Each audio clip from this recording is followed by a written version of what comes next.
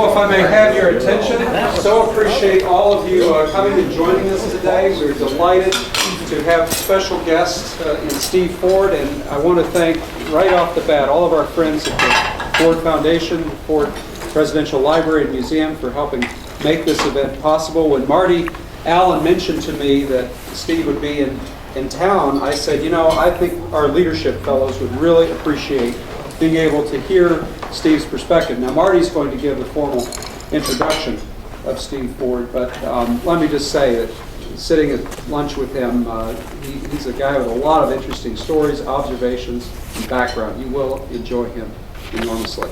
It is my pleasure at this point to introduce Marty Allen, the Chairman Emeritus of the Gerald R. Ford Foundation. Marty, would you please introduce him?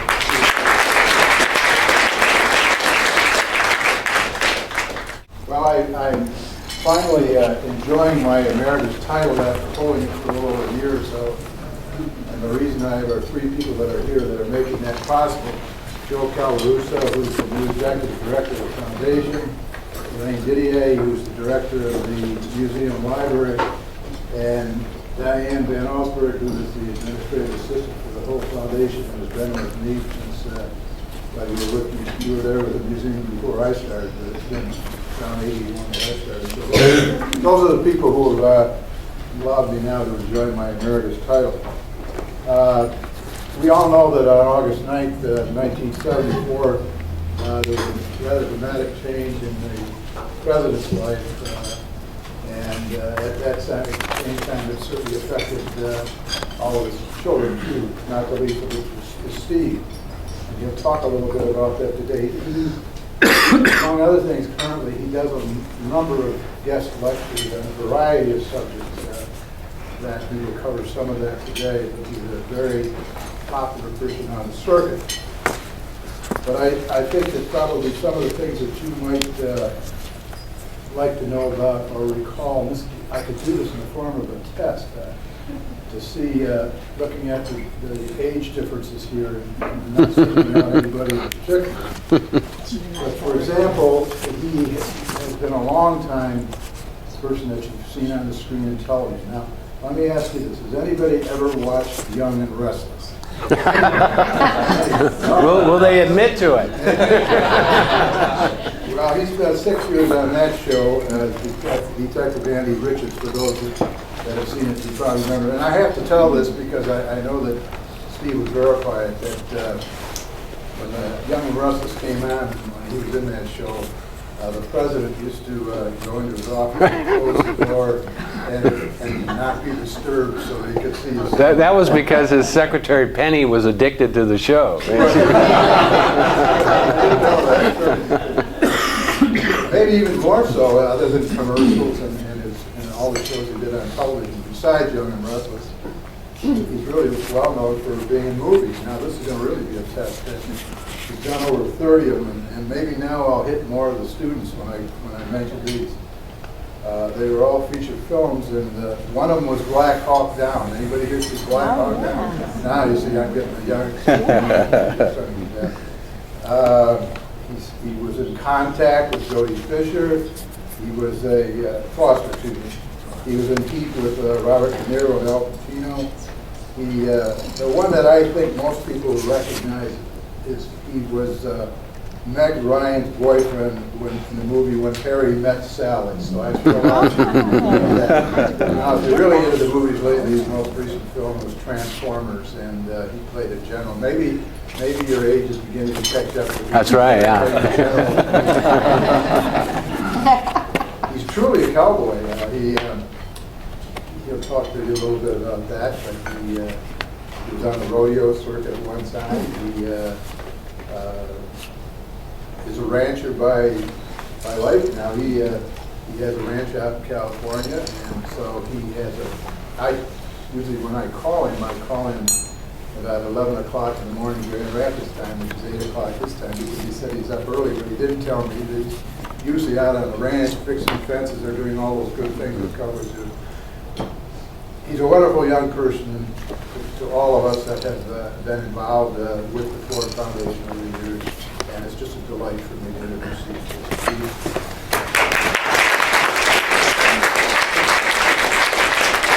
Thank you, Marty. Thank you very much. And it's funny. I think back on some of the movies I worked on, and I played Meg Ryan's boyfriend in the movie When Harry Met Sally, and it amazes me that they actually paid me to kiss Meg Ryan. That to me is. But Marty's right. The last big movie I worked on was the movie Transformers, and I was a 3-star general, and I had worked for that director. The director of that movie was a guy named Michael Bay, who directed Pearl Harbor and a lot of big movies, and I worked with him on a movie called Armageddon about 10 years ago.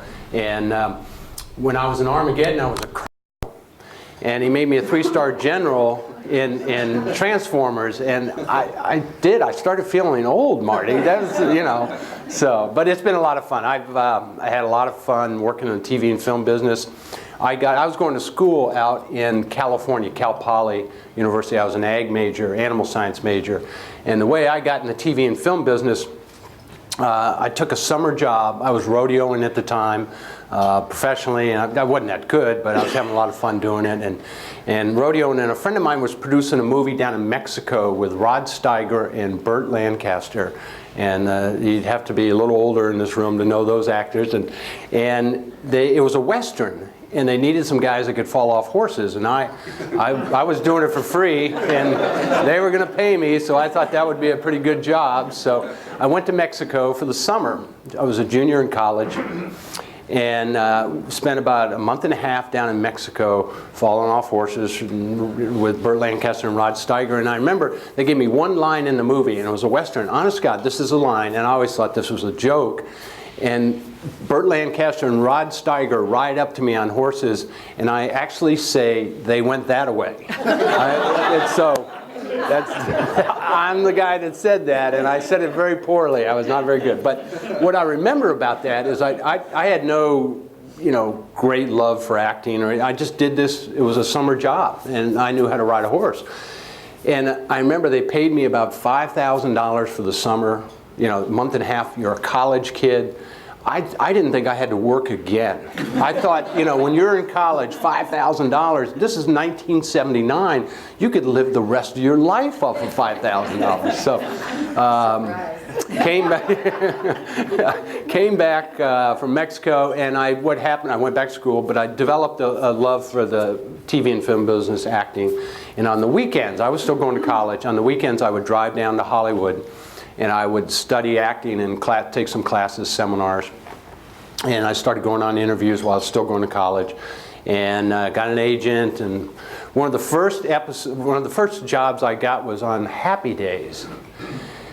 And I played, again, had a few lines, and I played Al's cook. And Fonzie thought I stole money from Al, the guy that owned the little restaurant. And I have this scene where Fonzie confronts me. Now, you got to remember back, 1979, 1980, Happy Days was the big, that was the #1 show for 8-9 years. That was like the CSI of, it's hard to believe. But, so I had this scene with the Fonz, and that was a big deal for me to work with the Fonz. And just to let you know, I'm not getting rich in the film and TV business. At that time, they paid you $800. This was the schedule, the normal for any actor. You got paid $800 for a guest appearance on a comedy. And you rehearsed from Monday to Thursday, and then on Friday, you shot it live in front of a 3-camera audience, and it went out on TV. The residual, the next time it ran on TV or film, you get another $800. Those checks kept getting smaller and smaller and smaller over the years. About a month ago, I got a check from that episode of Happy Days that, originally was 1980, I think. And I don't know where it aired. It could have been in China or Russia or Italy and subtitles and everything. Now remember, I got $800 back in 1980. The check I got the other day, the gross amount was 9 cents.